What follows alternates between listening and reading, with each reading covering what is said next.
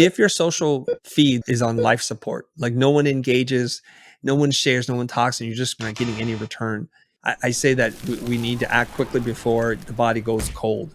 And so we're going to call 911 and we're going to do some CPR on your content. The 911 formula is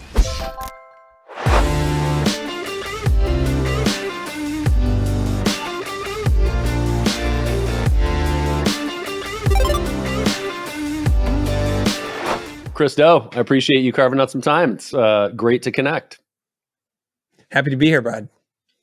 Yeah, so people know you for branding and for good reason, because you came from a design background, but now have this laundry list of impressive names of huge companies that you've not only done creative for, but also award-winning creative, literally.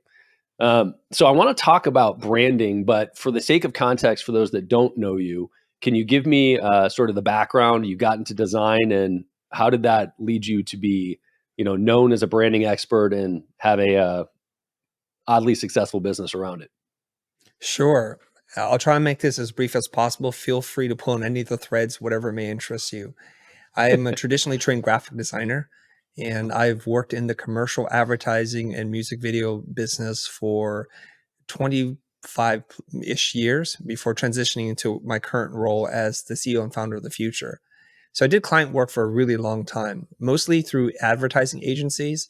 We would work on some of the biggest bands and the brands in the world, everything like Fortune 100 companies, mostly making commercials for them as production and post-production.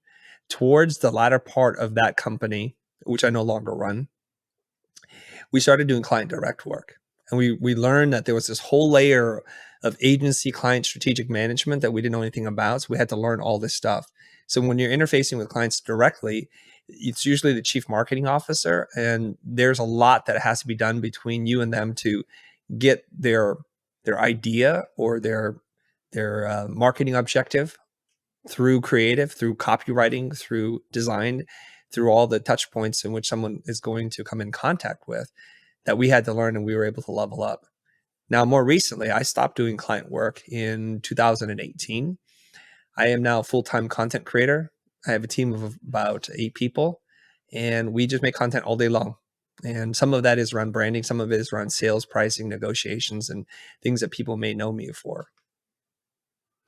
That's awesome. So I've dug into quite a bit of your content at this point, and moving into, so you said a couple things there. One is full-time content creator. The other is the Futur. Yes. Can you delineate those two things for me? Yes. Well, when we talk about full-time content creator, I am the Futur. The Futur is me, and we're all connected. It's not a separate thing. It started out as a kind of invitation to do something new and different from my friend Jose Caballé in 2014 to make YouTube videos. It's taken on its own life and it's turned into a real business. And so we were at crossroads. So we stopped doing client work and now we do content. And so my whole team is really built around supporting the content, creating educational products, marketing, and some public speaking stuff. But we don't have any more clients. We have lots of customers, but no clients. And so they support me, I support them. It's the business that we run. I love that. I think that it's an important, so no delineation between content creation and the Futur. They're hand in hand, one thing. But for most business owners, there is a delineation between their business and content creation. Yes. And they look at, most business owners are kind of forced in this bucket today of, I feel like I'm supposed to be producing content and it's supposed to drive leads to my business and create ROI. The people that are a part of the Futur and follow you, do they fit in that bucket? I know that you're speaking a lot of the time to agency clients and creatives, but do they fit in that bucket? And how do you reconcile those two things? Should businesses be creating content for the sake of driving leads, or should they only do it if it is tied in directly to what they're already doing as a company? Brad, I love this question. I hope you have some time because I have to unpack this for you and for the audience, I think, because I have a very strong perspective on this. Okay. I think first we need to understand why it is that we're creating content and if we should be creating content in the first place. It's my theory and my belief that all companies are media companies, just most of them don't know it yet. And the reason why I say this is when we have a product or service that has no story, we would describe that as a commodity. If you look at bottles of water or pairs of jeans or t-shirts, if it has no story attached to it, it's a commodity, it's sold at the lowest available price, and no one has a preference for it. They just buy it because it's the cheapest available option. The strength of your brand and your storytelling allows you to command a premium. This is how we can quite literally measure the value of a brand. And the example is this. I don't know if they're still in business, but let's say J.C. Penney, if they put their logo on a t-shirt, does the value of the t-shirt go up or does it go down? And some people might argue that it might actually go down. I'd rather have a blank without a J.C. Penney logo on it. So that's the value of that brand as it is applied to apparel. But if I put a Nike swoosh, just a little swoosh, not even the Nike words, somewhere in that shirt, same exact shirt, does the value of that shirt go up? And many would argue, of course it does. So we can probably buy a generic, no name, no label shirt for about $3 retail. And then when we go to the Nike store, when it's not discounted, it's probably $24. So you could argue that the value of their brand, that adding the swoosh logo creates an $18 value in terms of what they can command as a premium. And you can run this across the board. If it's Balenciaga, if it's Gucci, if it's Louis Vuitton, the price goes exponentially higher because that's the strength of their brand. So when we come to understand this, if you accept my hypothesis, excuse me. So if you accept my hypothesis, then we have to kind of look at why people buy in the first place. Because clearly now it's not about the garment anymore. It's about something else. And it's about status and it's about identity. So when we buy something, and it could be from a, sorry, having a little froggy throat this morning. So when we buy something, we're signaling to others what is valuable to us and what our beliefs and our taste level are. So there are circles when if you hold a non-iPhone device up, people look at you a little bit differently. And I forget what color it is, but if you send a text message back and it's not green, it's like, oh, you're using one of those other devices, aren't you? So there's a little bit of that kind of snobbery that accompanies us because we want to be associated with people who believe what we believe, who value what we value. So to gain status to those groups, that's what we need to do. I heard something from a pretty controversial figure, Andrew Tate. Forget about his beliefs and his opinions, whether he's guilty of crimes, alleged crimes or not. He said something that's quite interesting. He goes, I buy a Bugatti not because I like the Bugatti. I could care less about the Bugatti. It's a fast car. It is nice, but I don't care. But when I drive a Bugatti, people look at me differently, and it gives me access to people who also own Bugattis. He goes, they're kind of split down the middle. 50% of the Bugatti owners are, he's like, nerds that I don't care to be around. I think he's talking about like Silicon Valley startup types who are very smart with finance, managing money, or tech. But he says the other 50% are really interesting people, have built amazing businesses, have a fascinating story. And in order to be in that club, to have entree into that, you need to have the Bugatti. That's just the entry card or the entry price. And it's quite interesting how he looks at the car, not as the car, but as access to a certain social status that allows him to have powerful networking relationships. And this is true whether you strip it down to whether you're a Girl Scout or a Boy Scout in America, it says something about you. If you're part of a professional speaking organization, it says something about you. If you have a degree, if you have the PhD or a master's degree or even a bachelor's degree, it says something about you. So we're constantly signaling to other people what our values are and what our beliefs and accomplishments are so that we can be accepted and to accept others. That's the value of the brand. Where do people fall into this? I think there are three primary categories. Number one is you're a service provider or you make a product and you don't really think about brand. And every time you make a piece of content, you're like, ugh, what am I doing? And it's a vehicle for you to market your products and services. I think that's the lowest level of marketing or branding that we're talking about. It's not very effective because everything you put out is a marketing message. It's an ad. And people are very smart at picking that stuff up.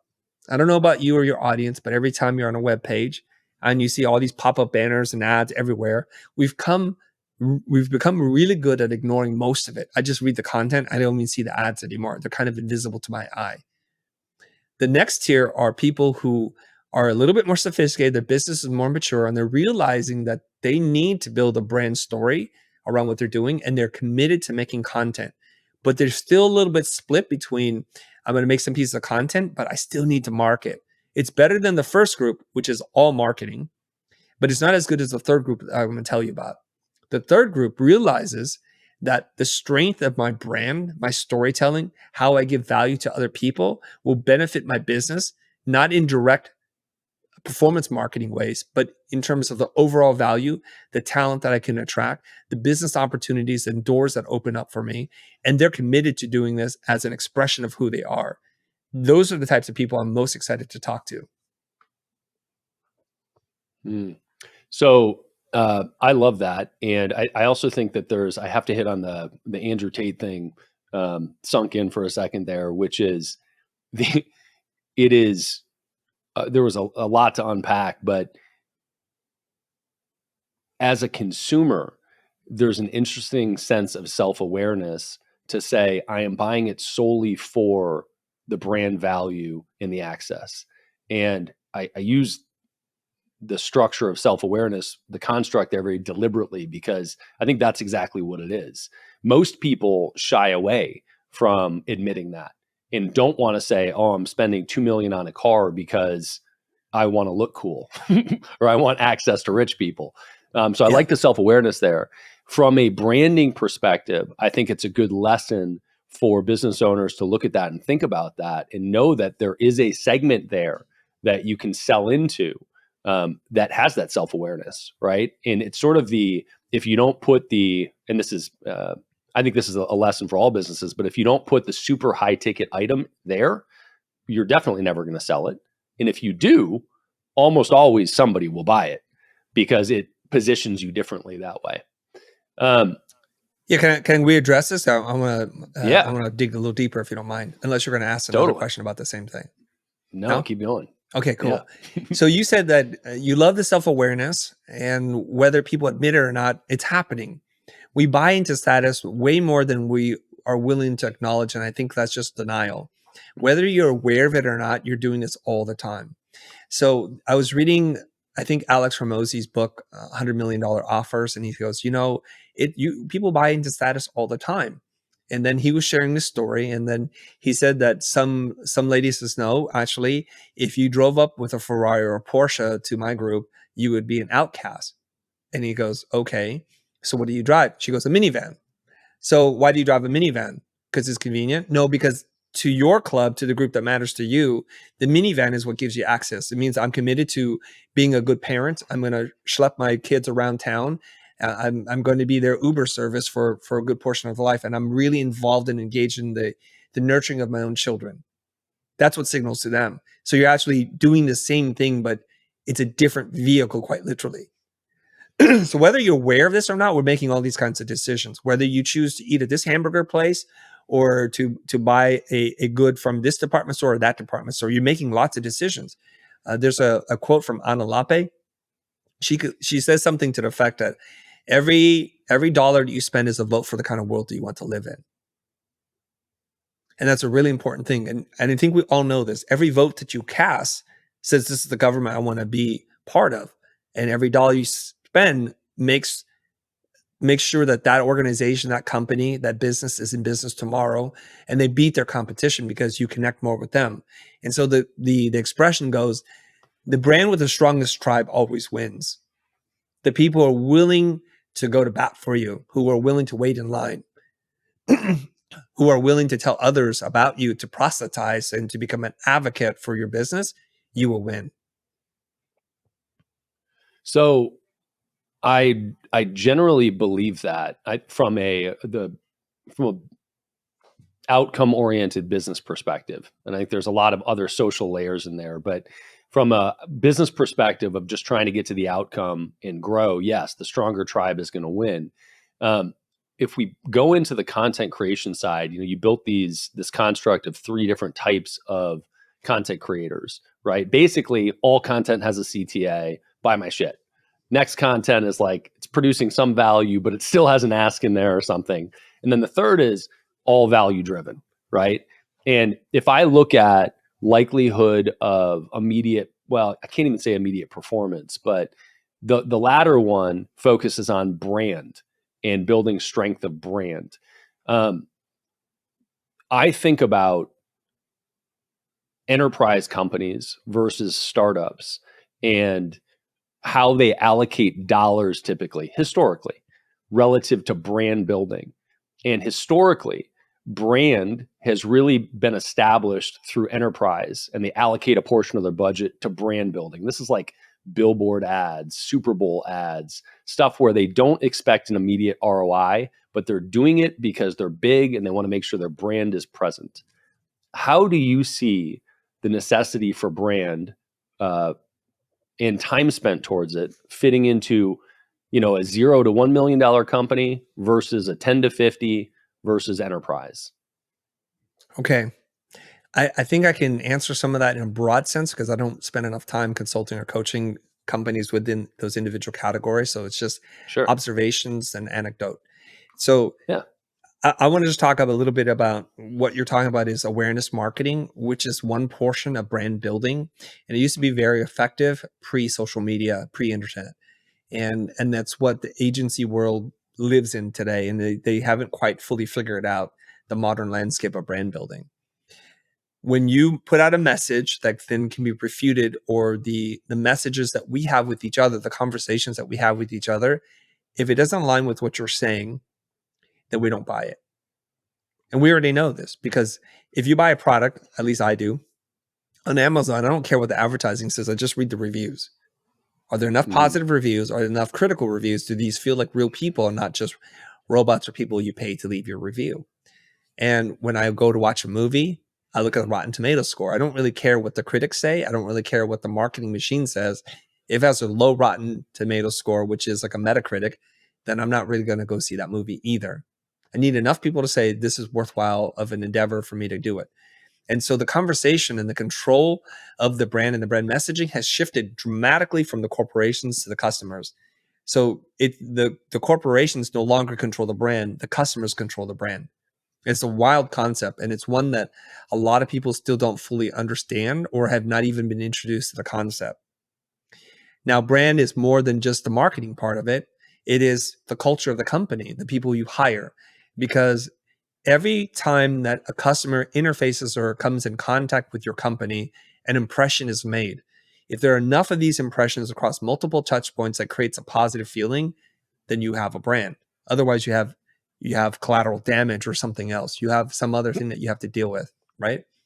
So the argument is made in Delivering Happiness, a book by Tony Hsieh. He goes, if you go and hang out at a bar and a bunch of people from Microsoft or Amazon or Netflix are hanging out there and they're total D-bags, they're rude, they're misogynistic, whatever it is, you go away thinking Microsoft, Amazon, or Netflix, that's the brand. It's not the da-dum that comes up on your screen because that means nothing to me. So when we say we have to invest in the brand, we're not talking about the media buy or the cute commercials or the viral videos that you make or the social media posts, because that only goes so deep. You start by first taking care of your people. You develop a healthy culture, meaning you have to have clearly defined core values that you then hire and fire people for. And that everything that you do echoes out from that. I'll give you an example right now. A gentleman messaged me this morning. He says, Chris, I've been part of your community for 7 years. Something had happened. I didn't pay and I was kicked out. And to rejoin, they wanted me to do it at this rate. Like, what gives? I'm like, I will take care of that personally. I will resolve this for you. And he goes, thank you. You don't need to deal with it right away. I'm just glad that somebody's taking care of it. So today, the interaction between myself and someone determines what kind of feeling or impression they have of the brand. It doesn't matter how great the videos are, but if behind the scenes your actual real contact point is not a positive one, you don't have a very good brand. So when you're at the under $1 million mark, it's a very intimate, bespoke thing that you're doing. You're creating a product or service for a small group of people. You should be very available and accessible. And everybody that you hire should be a reflection of you and your core values. So when somebody steps out, you have to let them go. You have to say, I don't feel like you're a good representative of our company. You're not honoring our core values. And I'm not saying you're a bad person, but you're not a good person for us. And you have to let them go. Otherwise, they poison the brand. It doesn't take a lot to do that. Professor Eric Garrison talks about this. He says, do a good job, a customer tells another person. Do a bad job, that person tells 10 people. Mm-hmm. So it won't take a lot for you to F up your brand. So when you're in the $5 to $10 million range, now the company has grown. It depends on what kind of business you're building here, but you may have now more employees. It's still manageable. Core values can still be intact. It's when you get into the enterprise level, 20 million, 100 million plus, there are now people that are being hired that the founders don't even know exist.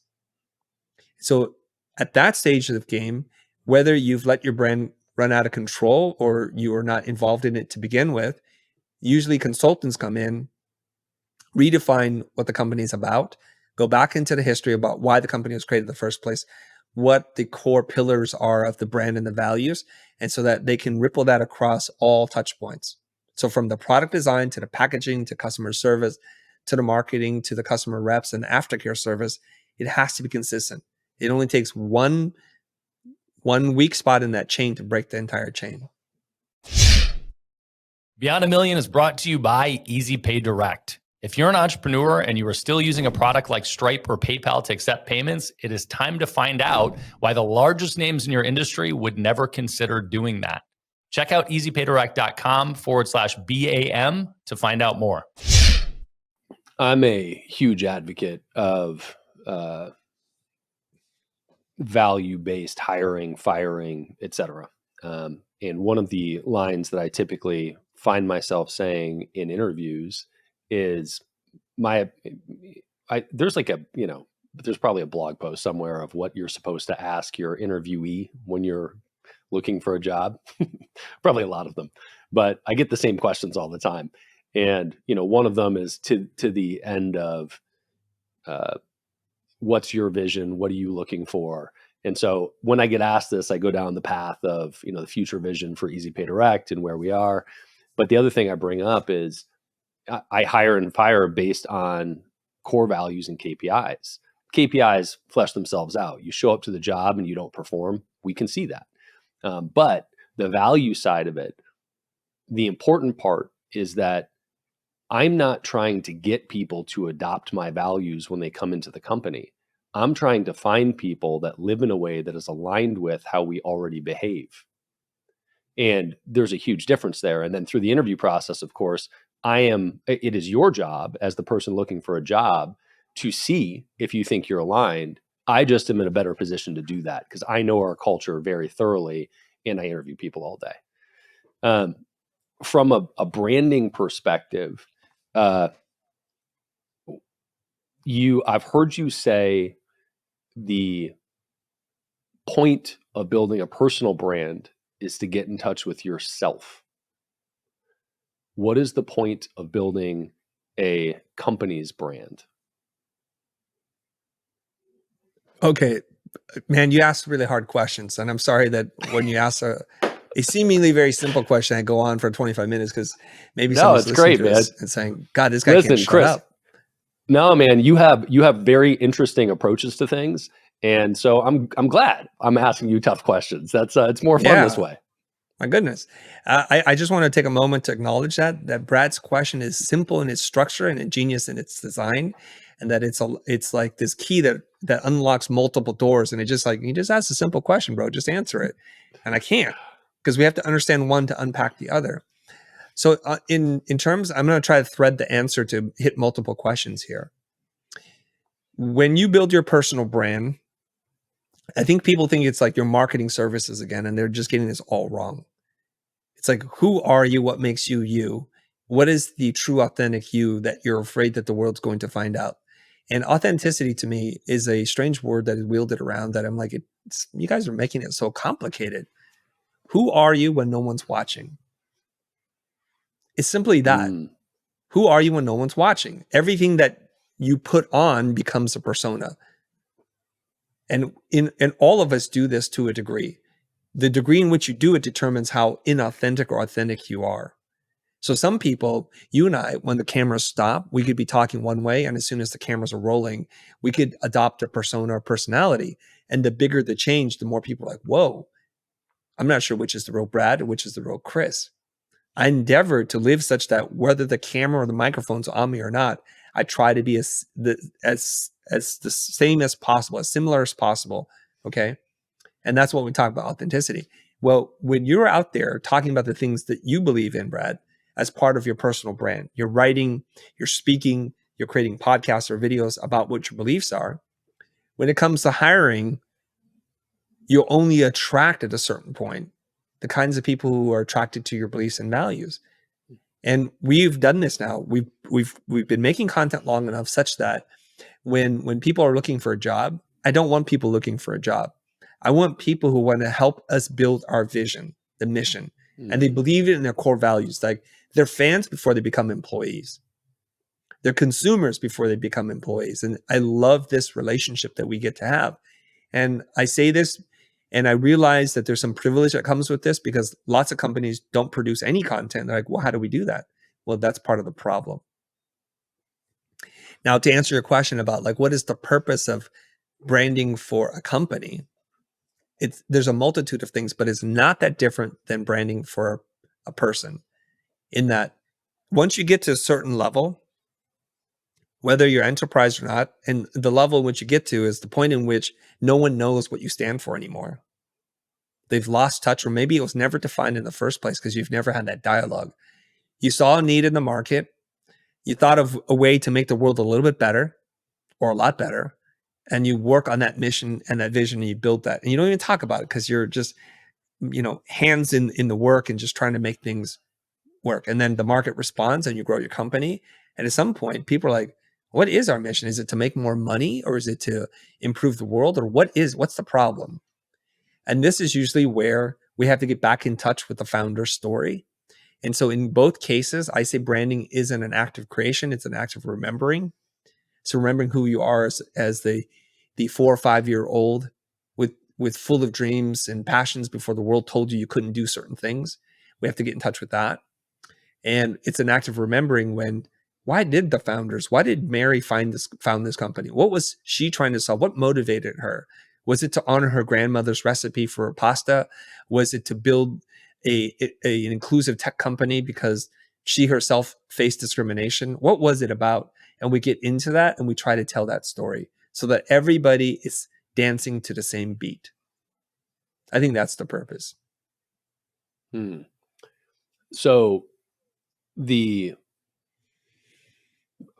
first off, the content first approach is what jumps out loudly. Some of the benefits of having a strong content approach you highlighted, but one of them is attracting the right people, right? If you have no hope of having raving fans that you can hire if you're not putting out a strong message. And I like the jump off point for our conversation being that you are a full-time content creator, and that's the lens that you look at it through. Yeah, there's a business on the back end that's super important and a community that's super important that you're serving, but your job is to create content and tell stories. I think that's great. One of the questions that I have here, as the world has shifted seemingly or put more of an emphasis on the importance of personal brand, is should all brands have a face attached to them? So you've got, Tesla and all of Elon's companies. Elon has a very strong personal brand. Have whatever opinion you want of him as a human. And there are lots of other companies that also have a very strong face. Then there are companies that exist without a strong face and without a personal brand tied to them. What's your opinion? Do you need one? Is there a positive or negative one way or the other? Very good question. I am reluctant to say all because I've not considered all companies and positions, and I don't think all companies need to have a face, but they need to be known for something. And oftentimes, like say Starbucks. Do you know who the founder of Starbucks is? I do, but only because I'm, a business geek. Because you're a nerd and you know about these things. And and remind me his name because I'm spacing on his name right now. Howard Schultz, right? Schultz. Yep. Yes. So Howard Schultz founded Starbucks in Seattle and was able to grow this company into a global monster. And Howard's face is not on the Starbucks cup. Howard's story is not prescient in everything that they do because it doesn't benefit the company to talk about that. There's no point. But there is this idea that they wanted to create this European-like coffee experience, and they moved the culture. And that's a powerful thing. They trained Americans to crave a $4 or $5 cup of coffee and to have this little experience based on, I think if the story goes, based on his experiences traveling abroad and saying, I love this part about European culture, that they celebrate coffee as an art form, and we can elevate the taste buds. Because before then, I think it was drip coffee and Folgers instant. And he Right. changed the culture, which is a very powerful thing for a person to be able to do. So he tapped into an emerging trend, was able to create this. But Starbucks, that's not what the brand is about, but they have a very powerful brand. Whereas, say, Kentucky Fried Chicken or KFC, for the longest time, I thought that Colonel Sanders is a mascot, like Ronald McDonald. It's not a real person, right? But it turns out Harlan Sanders is a real person who started a business in his 70s, and it's part of his legacy. Story. Right? It's an amazing story. But for the most part, in the 80s and the 90s and even early aughts, that story was not told at all. No. It was like a mascot. Like Burger King is not a real person. Ronald McDonald's not a real person. Wendy's is. Colonel Sanders is a real person. So it really depends. Now, I think here's the interesting thing that's happened in the last, I would say, 10 to 15 years is that because of the availability of social media for companies to reach out to consumers directly without a big media buy or an agency involved or network, the conversation has changed a lot. So I think strategies emerged because of constraints. When there were 3 major networks to advertise on, we knew what we were getting into, and those were your only options. So that would work. But now there are so many different options. When you don't have a strong brand or brand story or person or face behind the brand, you pay for it. You pay for it in advertising and marketing. I think somebody told me this, I don't know if it's true, that Tesla spends $0 in marketing. It's never an ad. And I'm thinking, like, is it true? And it is true. I think it's not anymore, but it was for a long time. And even now, it's like a very, very tiny, they've got a magazine ad or a billboard here or there. But I think that's historically accurate. I've never seen a single Tesla ad before. Yeah, just recently it's been like, but it's still, it's like a nothing percentage. But you know what they did differently than almost all other brands of their scale is they had a fucking affiliate program, which is crazy. Like major automotive companies don't have affiliate programs, and Tesla had refer a friend and get $1,000 or get lifetime charging for free. Like wild. But your point, sorry, I derailed your point, which is still powerful, right? Which is the brand. So if you think about, so when I was in the heat of advertising in the early 2000s, I found a shocking statistic that said that American Express spends $500 million in media buy alone every single year. $500 million. So here comes Elon. And Elon is one of the, or Tesla is one of the few companies where creators are anxiously reporting on every little morsel, every little rumor, and doing all the marketing for them. There are literally multiple channels on YouTube that drop daily content about what's happening with Tesla. And they're eagerly anticipating the next drop. The same thing is true about Apple and also with some of the AI companies like OpenAI. Here's what's coming down the line. Here's what we've seen. What will they announce next? And you need to know these things.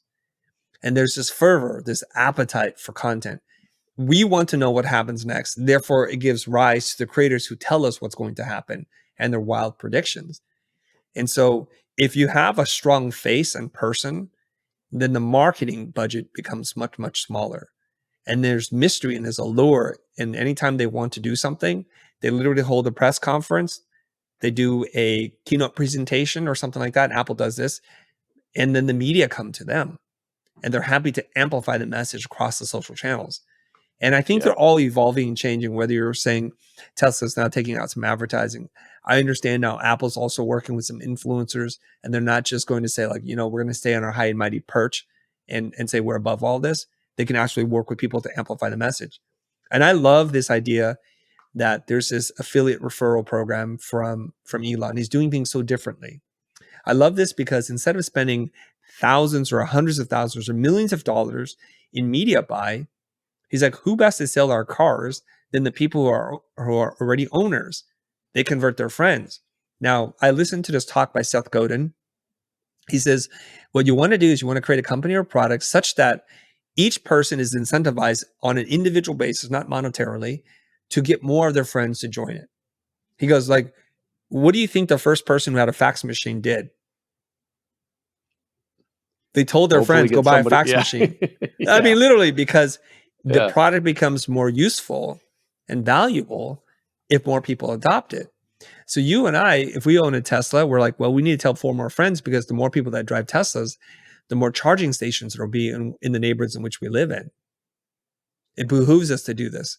And the more support services that we'll have, and the more dealerships we'll have, and the more service centers, we don't want it to be a niche product.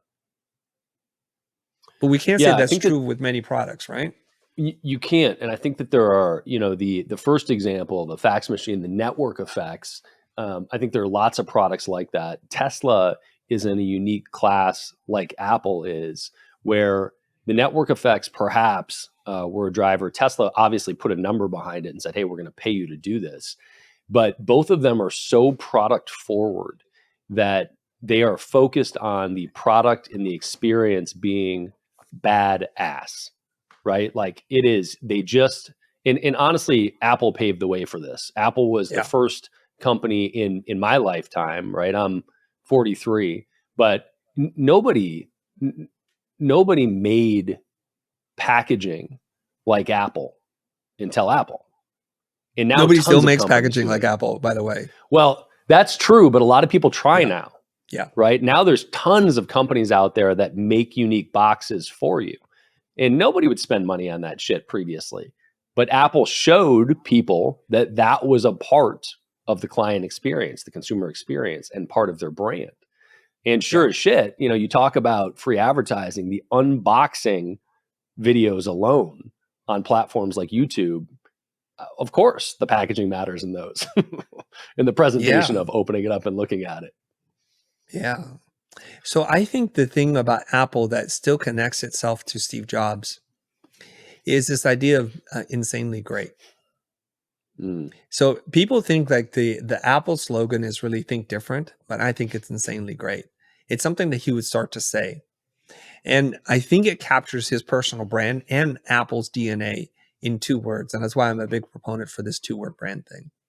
As you may know, Steve Jobs is not an easy person to work with. And his attention to detail is legendary, almost maniacal. That he literally would fly to Italy and pick the slabs of marble that were going to go into the Apple stores, to then running this multi-billion-dollar corporation.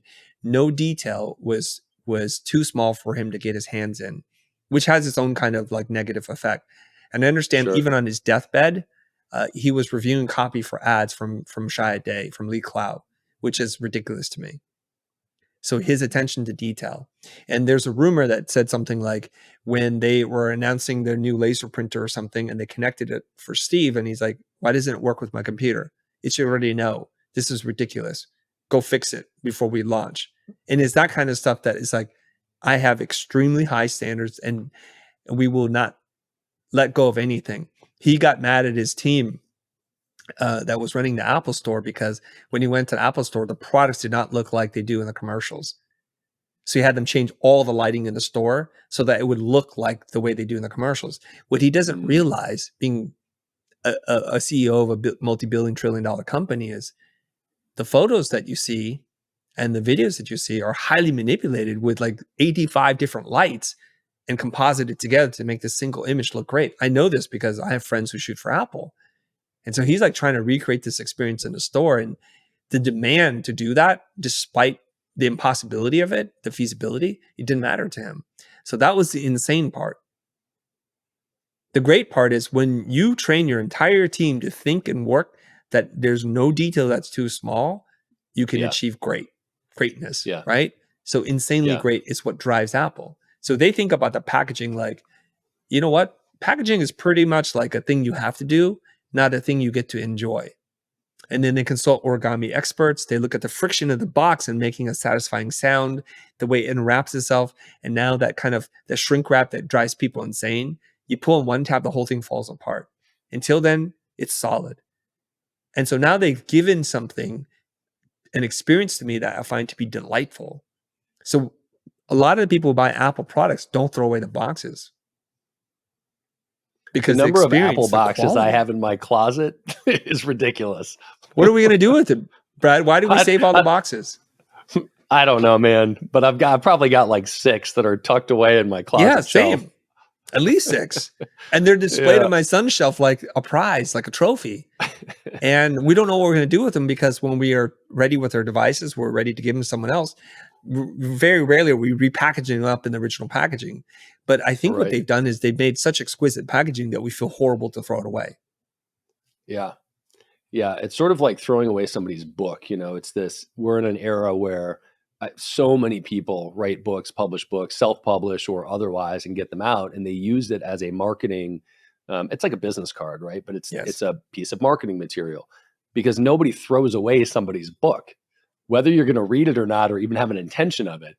It's not going in the trash. And maybe the book is more useful than a box, but there's a similar approach and mentality there for sure.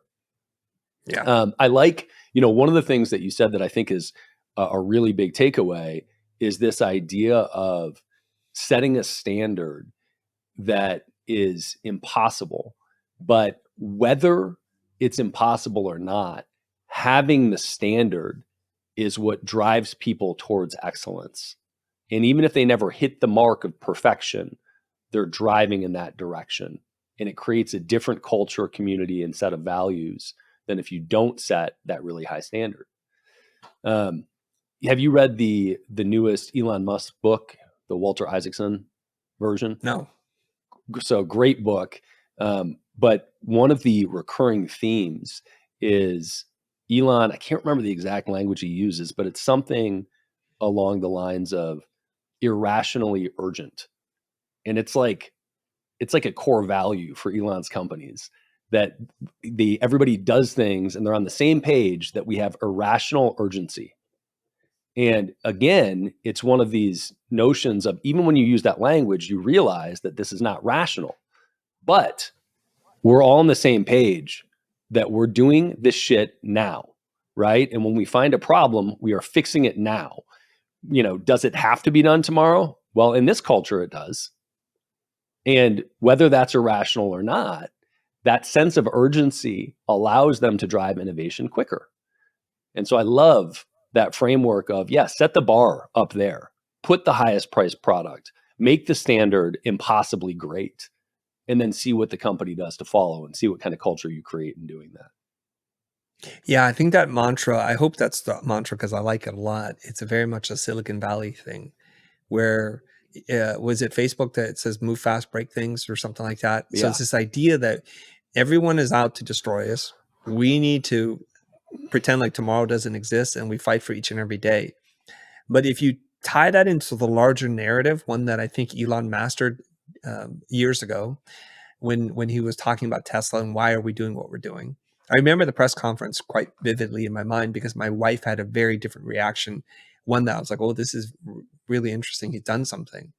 So Elon goes on stage and he goes, and he's a very awkward presenter in the way he says things, right? I think this is Yes, Asperger or whatever, right? Yeah. And some people think it's an act. I'm like, I don't think it's an act. I just think we're not used to seeing someone behave and talk this way, especially someone who runs such a big, powerful company. He goes on stage, he's talking about something about the next car, and he goes, wait. I'm off track. I need to talk about what's important. He goes, okay, we released the Roadster so that we can then make a more mass consumer product friendly vehicle, the Model S. And we're glad that you bought that so that you can buy, so that we can make an even more affordable car in the 3 or whatever. And we're working towards that. And that's where he was in the story. And he goes, well, why does any of this matter anyways? Because he says, climate change is the biggest existential threat that we have to humanity. We cannot wait. And he goes, that people think that this is a talk and we can't do anything about it. And he goes, well, I've done the calculations. He goes, this is how many square miles of solar panels we need to feed the entire grid of the United States. And he goes, it sounds like a lot, but relative to the land mass that we have, it's a tiny fraction of one state. And all the technology is available. It's all possible. And where will we put it? Where we get a lot of sunshine and we're not prone to earthquakes or things. He goes, explained his whole thing. So then he then concludes that part of the talk by saying, I want to thank you because every car you buy allows us to do this, the next thing and the next thing. And then we can rapidly deploy this thing because we cannot wait. Some scientists say that, whether you're a climate denier or an evangelist, doesn't matter. Some scientists say we're almost past the tipping point where it's irreversible. So this idea of irrationally urgent, it's like, we may not have all the data, but we need to act as if, because if we're wrong, we're okay. But if we're right and we don't do something about it, we're effed. And so my wife said, I'm all in. And it's the first time she's ever responded to any car company in the world. I'm in. I bought into the vision. Well, I think that for me, I think it's incredibly uncommon for an entrepreneur to have such a grand vision. And Elon is one of one, no question about it. In fact, his master plan is literally on his site as the master plan. And it is laid out exactly what he's doing, what order, how, and then there's the master plan part deux. And I mean, he's a very interesting character, but I think that one of the takeaways is you don't need to have this grand vision or plan to set a bar that is high that you can pursue, that will inspire other people to follow you. And you don't have to have the concrete path to get there, to get inspiration to flow through your organization or your clients. But you do need to set the bar and set the standard if you expect anybody to do that in the first place. That's right. I think Simon Sinek said something about this. Like, not everybody has to have a grand vision or mission. We'll join other people's mission and vision. We can support that. So tell me, as a full-time content creator, tell me the elements of strong content and how some of this fits into how you think about creating content. Okay. Just keep in mind that all strategy is autobiographical, and that what I'm about to say is work for me may not work for you. And there's lots of bias and affirmations in terms of like what it is I do. I believe the best content creators. Yeah, a little disclaimer. The best content creators, the best brand builders are the best educators. They go hand in hand. If we think about what we're trying to do, is we're trying to improve the lives of people, whether it be about transportation, about being aware of the footprint, the carbon footprint that you're leaving the world, or just trying to improve your business so that you can have a rainy day fund, so that you can take your partner on a vacation or support an elderly parent. It doesn't really matter. So in order to transform people's lives, we must be the most effective educators that we can be. So if you're out there proselytizing products and services as a means to get people in your funnel and to extract value from them, I think you're approaching it from the wrong point of view.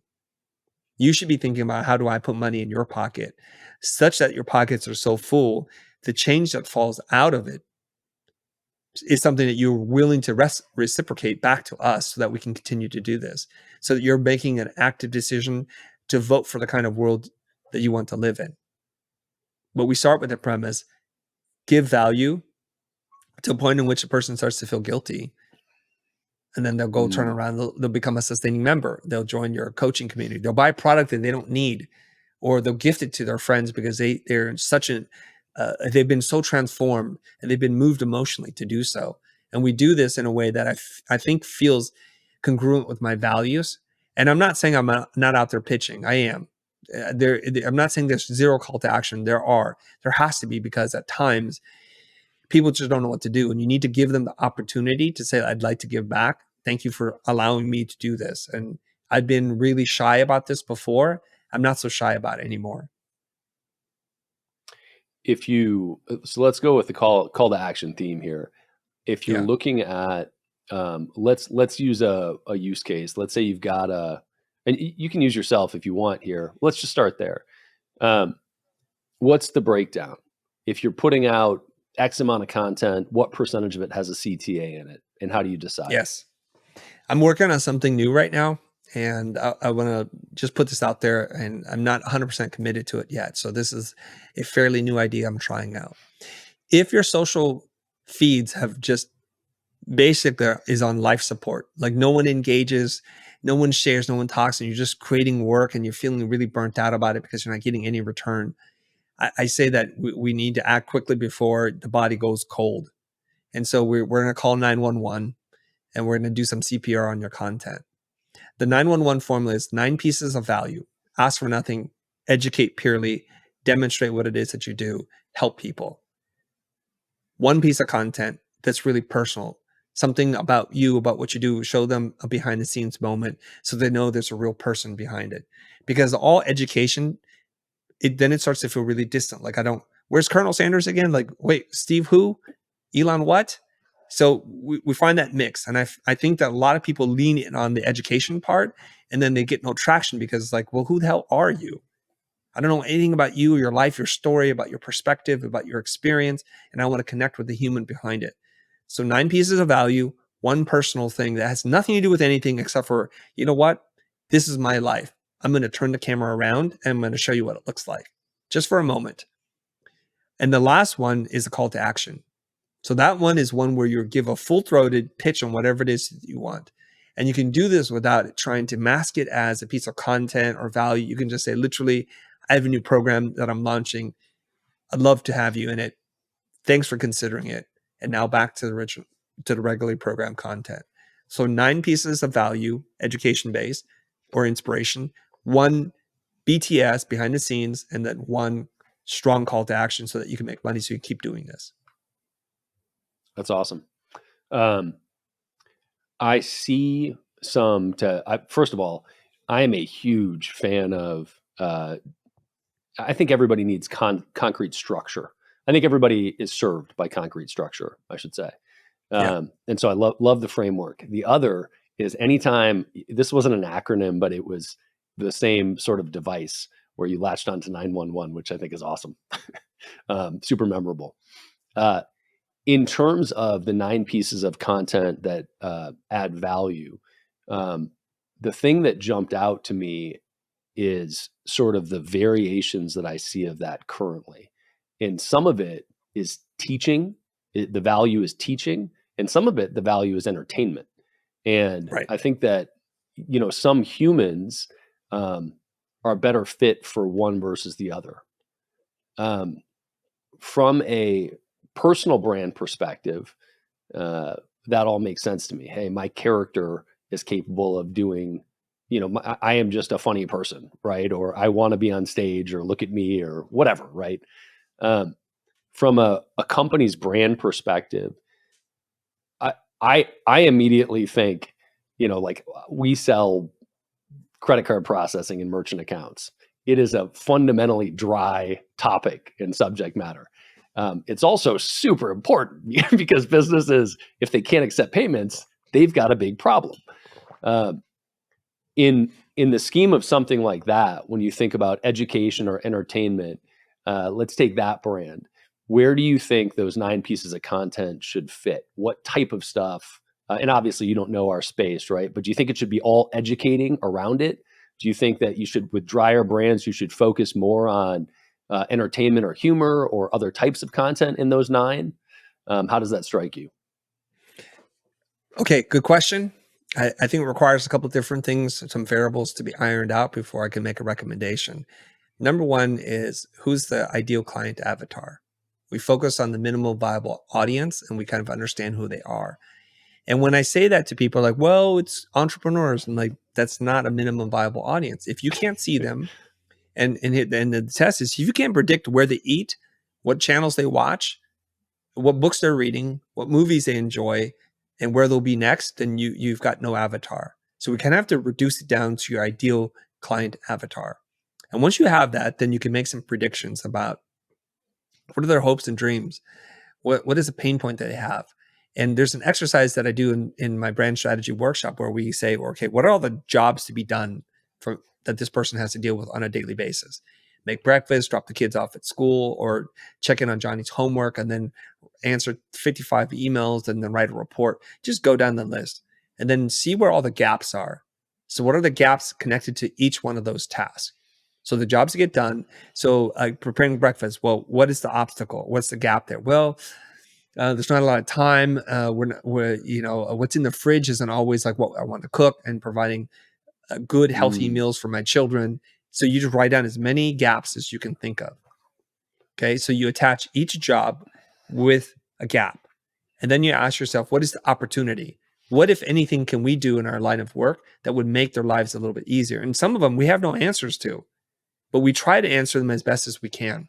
And if it's a resource that we can provide to people that have nothing to do with us, even better, because that's very altruistic. So in the case of your business, the one other thing we have to identify is, who are you? What is your proclivity? Are you more like a straight button up guy? Do you want to do humor? Do you sing opera? Do you write music? And we bring that into the mix, because otherwise it's just a generic person. We take your avatar, we take your personality, and we add into it your gifts, whatever your creator gave to you as a human being. Now, I can't tell how tall you are, but you look kind of tall to me. You have a longer neck. I feel like people with longer necks can sing. They have a larger instrument. I don't know if that's the case. Can you sing? I don't think that's I don't think there's a causal relationship there. All right. Okay. I just say that. I don't know, whatever it is, So maybe you could catch me rapping sometime, but I don't know. Well, I just made the assumption you got the mohawk, you got a vibe going on, that maybe there's some punk rock thing going on there. Okay. Whatever it is that is your gift, you take that and you try to put those two together.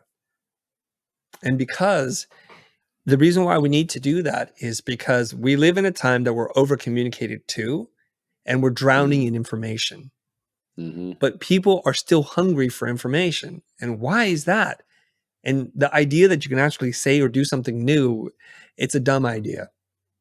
But what we can do is we can take the information, we can package it the way that we see the world, through our lived experiences, through our personality, through our very specific lens, and utilize the gifts that we have to communicate that piece of information such that it becomes different than the way other people would communicate that same piece of information. And that's what people show up for. Yeah, there were, I think one of the things that hit me right away when you were talking about that was, first off, know your avatar. But second, when you look at the content that you're creating that could add value to your avatar's life, you immediately went to how they live, and through their day, what are the problems that they run into through the day, and what are the experiences that they go through the day. And so the content that might add value to them isn't necessarily just educating about your product and how it adds value to their business life through the lens of your product, but it could just be content that speaks to that avatar, period. Right? It's, hey, we know, if you know that your avatar, like in our case, were obviously not everybody fits in the bucket, but you look at the ideal client profile, they're doing at least $1 million a year. That's probably a 25 to 40-year-old man.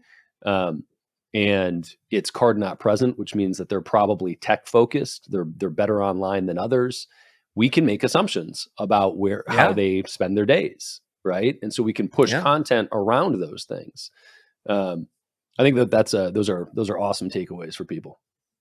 Have you built the user profile of your ideal client avatar before? Have you ever gone through that exercise? Yes. Yeah. We have a few different ones that we target for different things.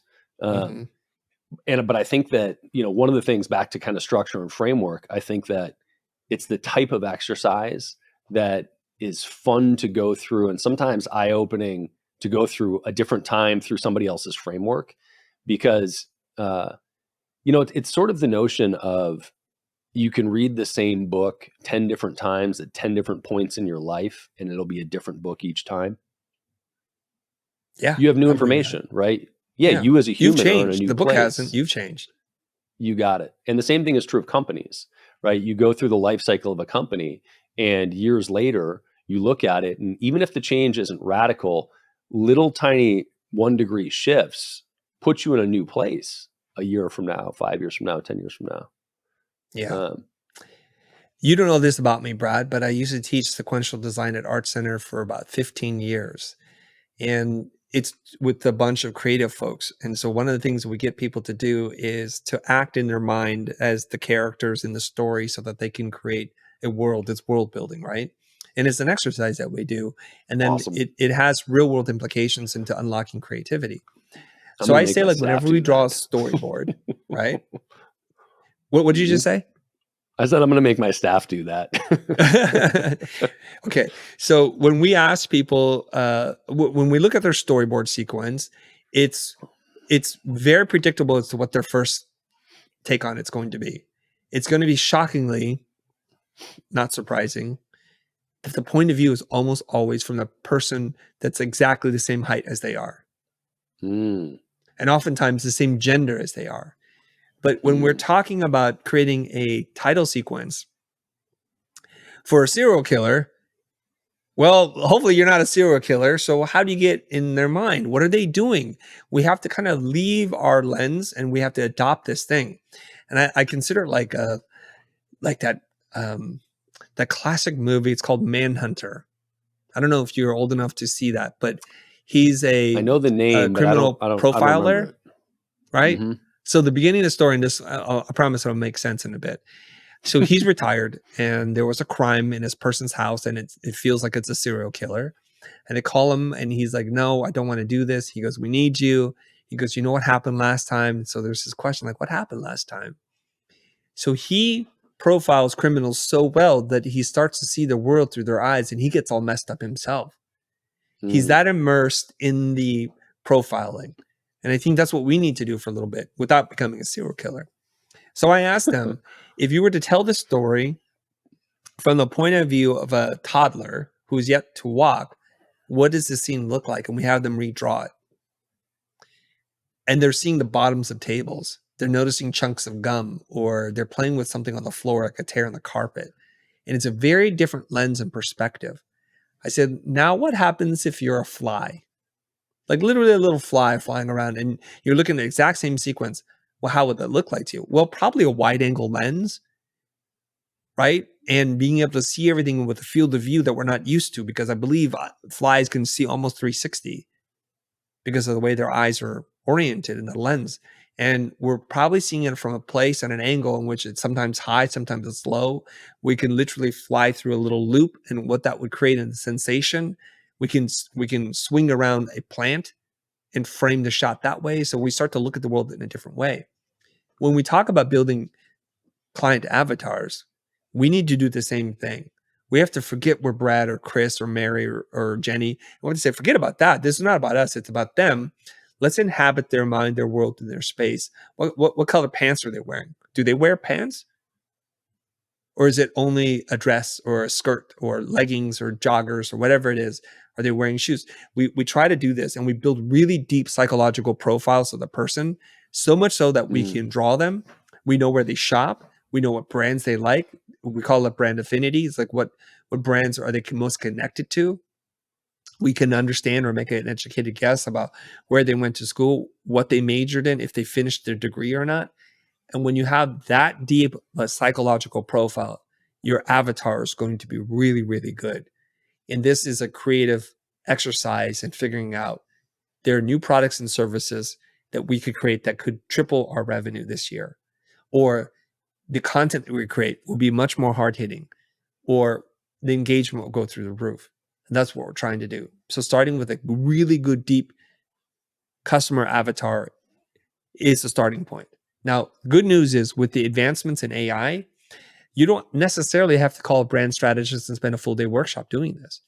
You can literally prompt it to, because it knows, create a buyer persona or customer avatar, and you describe your business. And you can say, I'm running a credit card processing thing. My revenue is this. It's remote based. I'm targeting customers who do $1 million a year in revenue, are tech focused. Build me the ideal client avatar. Tell me the demographics as well as the psychographics, and then format that as a table. It'll just do it for you. And then once it does it for you, you can check with yourself, like, does that sound like our avatar or not? If it's not, then it means you need to give it better data and it'll do it again. But sometimes, and I've done this many times, you read them like, my God, that is spot on. Yeah. I've done a test done this test, and it's worthwhile to share with you. I was doing a workshop in London. I asked it to identify the top 3 most likely people to be at the workshop, what their pain points and challenges are, what their hopes and dreams, where they struggle in their business, how much income they have. And it gave me 3 different profiles. So I went to London and I said, hey, I'd like to just take a poll to see if I'm working on an experiment right now. How many of you identifies this, this, and this? The room was split in third to the T, each one of the 3 profiles. Wild.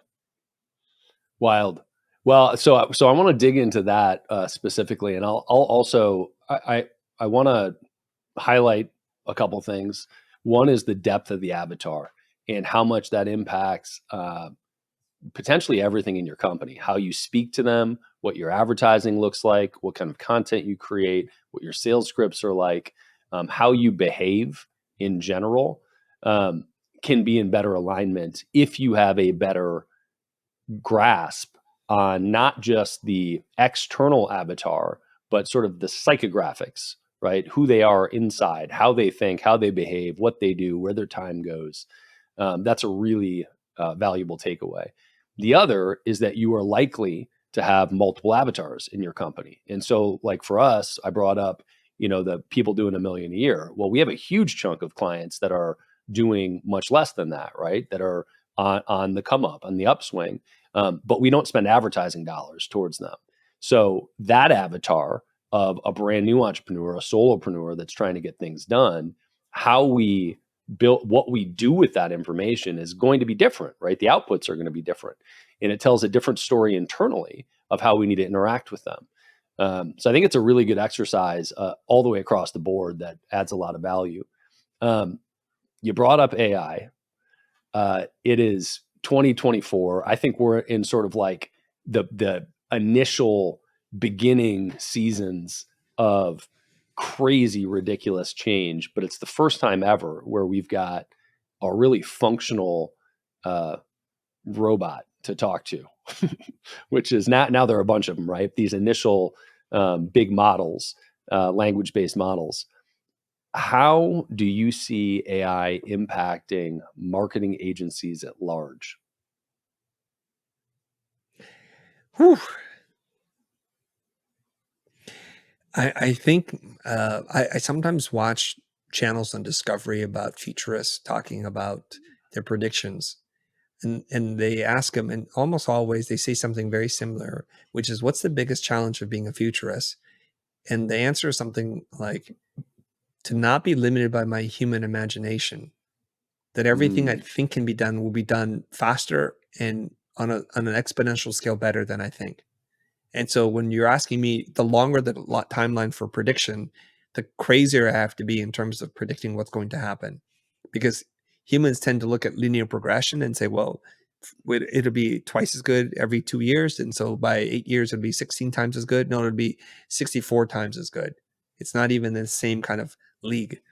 So how will the world of marketing change because of AI? I think it's already changing right now. Not that long ago, you would literally need someone who's schooled in facilitating a brand discovery, building avatars for you. It would take sometimes multiple days. It could take months depending on the size of organization. You could spend tens of thousands into millions of dollars doing this. And then you arrive at a conclusion, and then you have to test it, and then you start to ideate on products. So what it's done is it's compressed this entire cycle from months to like minutes, which is freaking crazy. You can ask it to generate copy ideas for you, to build sample products, and say, you can ask it to do things like, if Disney were running my company, what would they do? And you can generate ideas and brainstorm with potentially the smartest person you've ever talked to. And if you are good at prompting and making sure that the logic flows, and you instruct it not to make up data and not to hallucinate, and you tell it to do those things and stick to data or things that can be cited and verified, you get some really amazing results. And so we see that there can be massive job displacement, but we also see a 10-person agency being able to do the work of 150 people, like a 15x in productivity. If the organization is nimble, if there are of like-minded people who embrace and drive change. and they understand how to work with the data part and the communication aspect. So all of a sudden, skills that I think weren't super valuable in the marketplace are going to become very valuable. Fields of study in the humanities like philosophy, sociology, human behavior, cognitive sciences, communication, critical thinking, rhetoric, art history, just history in general, so that you can make references to things that the computer already knows, but you don't know. I think those skills are going to become much more valuable. So the hiring of people to staff up in these marketing firms probably will change if they're smart. Having a person who studied 8 or 10 years of copywriting, you may need one person like that, but you don't need a whole team of people like that, because that person can work with a different type of team to ensure that the copy is of a certain tone and there's artistry in it, but it doesn't need to be done by one person. It can be done in concert with people who don't have the exact same skill set, but can leverage the intelligence of the machine to do this at scale. What do you think the biggest mistake somebody can make with AI in marketing today? Okay. Biggest mistake is to believe that it will just do the work for you, that you don't have to do anything. And that's what a lot of people do. The initial reaction I get from most of the people who try AI and who aren't happy with the results, who dismiss it, is because they actually gave it really bad prompts. They didn't understand how to give direction to people. And this would exist with human to human relationships. It's just being done with a computer. So the computer doesn't know enough to ask you yet. It probably will very soon. So if you told one of your team members to go out and make a marketing campaign, and that's all you gave it, or that person, all the direction, what do you anticipate as the results of this? It's probably going to be pretty bad. You didn't tell it for what audience, what the KPI was, what initiative that you're wanting to launch. You didn't give any parameters for what success looks like, and you didn't give that person permission to ask you questions, ask clarifying questions before they gave you an answer. And I've done this experiment many years ago, pre-AI. I said to my class of like eager design students, I said, hey, everybody, I want you to go outside and come back with a leaf, because we're going to draw a leaf today. And they all just left. I'm like, wait. Did anybody ever stop to ask me what kind of leaf I want? What if I told you it had to be a Canadian maple leaf? You'd be out there for a long time before you came back, maybe days. But you're so eager to take action that you haven't stopped to think, what is the request that's being made of me? Am I capable of doing it? And what parameters exist for success? You didn't bother to ask questions. So we need to be much more inquisitive before we got there. So marketing directors who think, oh, just have Jimmy and Mary go make stuff. Well, they'll make stuff. You'll get that, but you won't get something that's good. So I know that people have varying degrees of success, some bordering on brilliant, to some are like, yeah, that's pretty bad AI, isn't it?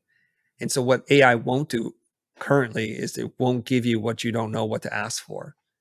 So when you learn how to ask the right way, it will give you exactly that. So it's a learning curve there. So quality in, quality out, crap in, crap out. Yeah, I think that for me, my general take on it at this moment, mid 2024, is it's a tool to interact with, not somebody to delegate an outcome to. Yeah. What is the biggest mistake you think you've made in building the future?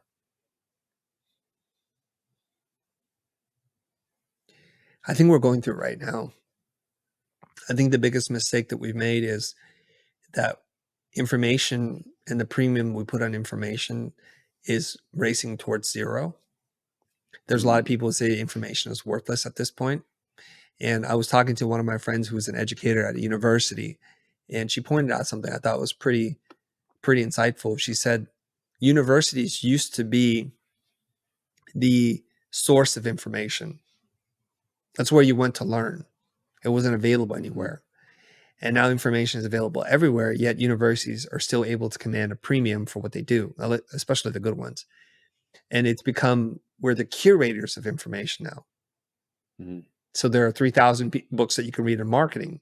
Here's the 3, and we're going to have a deep discussion about it. So we've read the 1,000, and we've decided these are the 3 you need to read.